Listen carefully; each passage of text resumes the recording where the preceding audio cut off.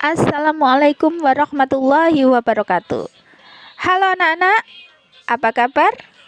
Semoga kita semuanya dalam perlindungan Allah Subhanahu wa Ta'ala. Anak-anak, pada video pembelajaran kali ini kita akan belajar tema 1, subtema 2, pembelajaran yang kelima tentang manusia dan lingkungannya. Tujuan pembelajaran kali ini adalah sebagai berikut.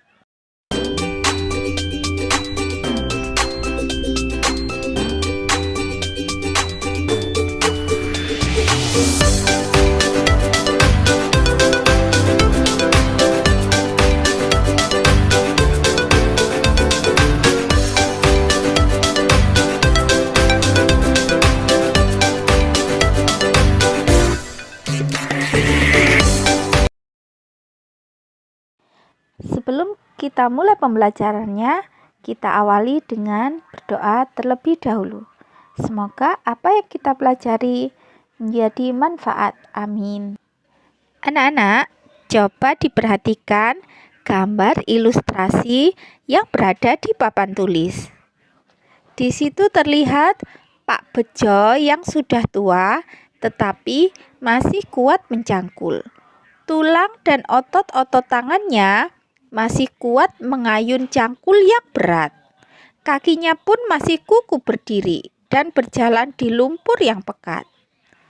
Ya, itu dikarenakan Pak Bejo sudah terbiasa melakukan hal tersebut sejak remaja. Dia pun melakukan sebatas dengan kekuatan dan kemampuannya.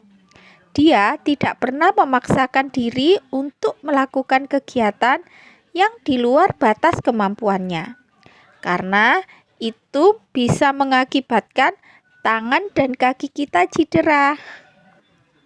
Tahukah kamu apa itu otot?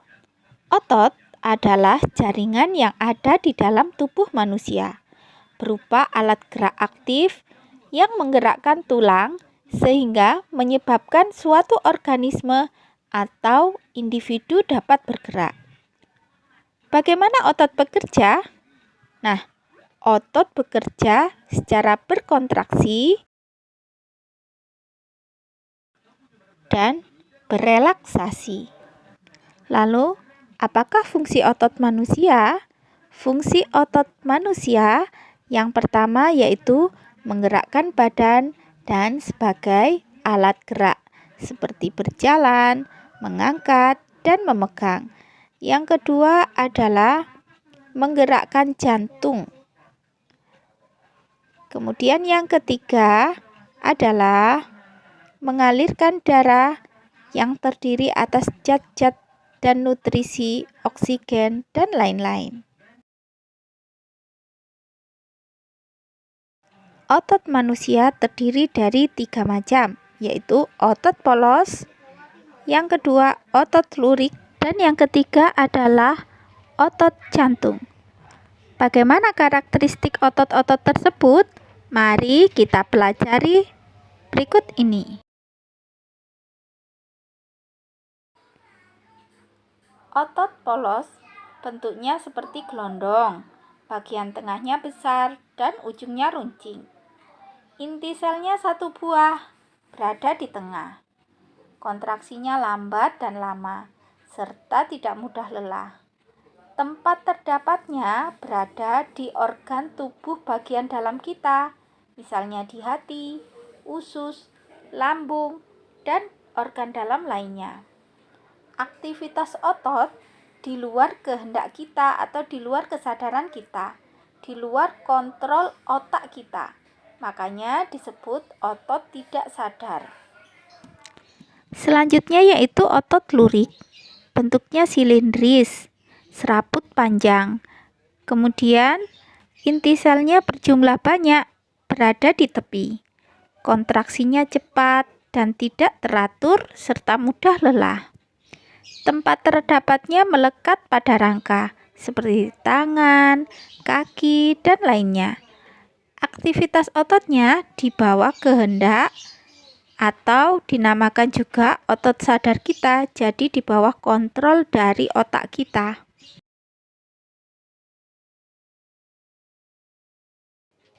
Selanjutnya yaitu otot jantung. Mempunyai bentuk silindris atau serabut pendek dan bercabang. Inti selnya memiliki satu inti sel dan berada di tengah. Kontraksinya otomatis, teratur, dan tidak lelah. Tempat terdapatnya di organ jantung. Aktivitas ototnya di luar kehendak atau dinamakan juga otot tidak sadar. Nah, setelah mempelajari tentang karakteristik otot polos, otot lurik, dan otot jantung, silakan dibuka buku siswa halaman 107. Kemudian, tunjukkan di mana letak otot-otot ini berada. Kita ingat kembali ya, otot polos itu letaknya berada di organ dalam tubuh kita, misalnya di hati, usus, dan lain sebagainya. Kemudian otot lurik letaknya melekat di rangka kita. Otot jantung letaknya berada di organ jantung kita. Ayo, kalian kerjakan dulu halaman 107. Jika sudah, kalian bisa melihat atau mengecek jawaban kalian dengan jawaban berikut ini.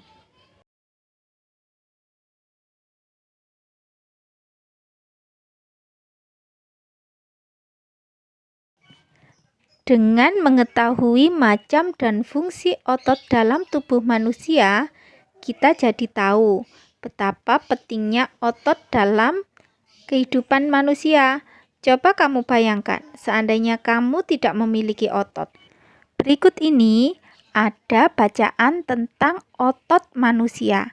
Kita baca bersama ya, dan kita tentukan pokok pikiran setiap paragrafnya. Paragraf pertama, otot manusia. Otot-otot dalam tubuh manusia memiliki beberapa fungsi, tetapi fungsi yang utama adalah untuk bergerak. Adapun fungsi-fungsi lain antara lain untuk mendukung tubuh, menjaga postur tubuh, dan menjaga suhu tubuh. Semua fungsi otot tersebut dapat dilakukan apabila otot dalam keadaan sehat tanpa terjadi gangguan atau kelainan. Sekarang kita cari ide pokok pikiran paragrafnya ya.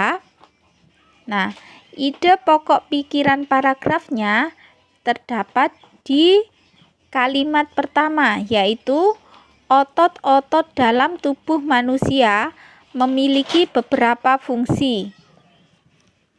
Fungsi yang utama adalah untuk bergerak. Paragraf yang kedua, otot dalam tubuh manusia berperan dalam gerakan-gerakan yang disengaja. Gerak yang disengaja berarti dilakukan secara sadar dan membutuhkan usaha tersendiri pada tiap-tiap bagian otot. Contoh gerak yang disengaja antara lain berjalan, membungkuk, memutar, memegang, dan mengangkat. Ide pokok paragraf 2 terdapat di kalimat pertamanya, yaitu otot dalam tubuh manusia berperan dalam gerakan-gerakan yang disengaja. Paragraf ketiga. Selain itu, otot dalam tubuh manusia juga berperan dalam gerakan manusia yang tidak disengaja. Gerak manusia yang tidak disengaja adalah gerakan yang terjadi secara otomatis. Contoh gerak yang tidak disengaja antara lain pernapasan, gerak pencernaan makanan melalui sistem pencernaan, dan detak jantung. Kita cari ide pokok pikiran paragrafnya. Paragraf keempat. Otot dalam tubuh juga berfungsi memberikan dukungan. Otot-otot dalam tubuh manusia, khususnya otot-otot pada rangka, bekerja untuk mendukung tubuh. Misalnya, ketika duduk dan berdiri, otot-otot rangka ini akan melakukan penyesuaian gerakan dengan memperkuat sendi dengan menopang tulang sehingga berada pada posisi yang tepat. Selain itu, otot rangka juga memegang peranan penting dalam menentukan kekuatan tubuh secara keseluruhan dan kemampuan untuk melakukan aktivitas fisik. Dengan otot yang kuat, maka kesehatan tubuh kita juga akan terjaga dan kita pun akan bisa melakukan berbagai gerakan. Kita cari ide pokok pikiran paragrafnya.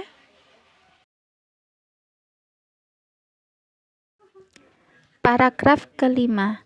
Fungsi lain dari otot adalah untuk mempertahankan postur tubuh. Otot-otot rangka membantu manusia, misalnya untuk berdiri dan mempertahankan sikap tegak. Dalam hal ini, otot-otot tersebut juga membantu menjaga keseimbangan tubuh. Kita cari ide pokok pikiran paragrafnya ya. Paragraf terakhir. Otot juga berperan dalam menjaga suhu tubuh secara keseluruhan. Sistem otot dapat merespon jika tubuh mengalami penurunan dan peningkatan suhu tubuh. Contoh respon otot ketika terjadi penurunan suhu tubuh adalah menggigil. Menggigil adalah respon tidak sengaja di mana otot berkontraksi secara tepat untuk menghasilkan panas. Otot yang menggigil tersebut menuntut peningkatan darah yang mengandung oksigen untuk meningkatkan suhu tubuh. Kita cari ide pokok pikiran paragrafnya ya. Itu tadi bacaan tentang otot tubuh pada manusia. Sebelum membaca buku, biasanya kita melihat cover dari buku tersebut. Cover adalah sampul buku. Cover terdiri dari dua macam, yaitu cover dengan latar warna putih dan tulisan yang sederhana, dan yang kedua yaitu cover dengan desain penuh warna dan gambar. Cover berguna untuk menarik pembaca agar tertarik dengan buku tersebut.